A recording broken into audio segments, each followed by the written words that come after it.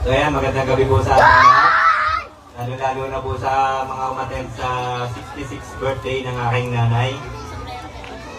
Nagpapasalamat po ako sa lahat ng umattend, lalo-lalo na sa mga taga-ibang lugar na nakarating dito sa amin.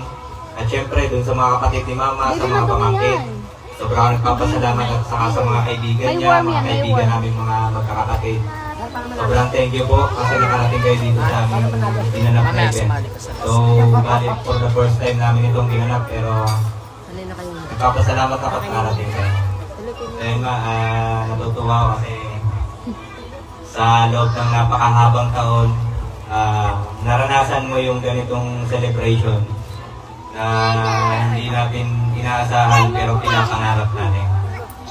So, masaya ako, Mama, na naranasan mo yung ganitong bagay na kahit sa medyo maedad ka na.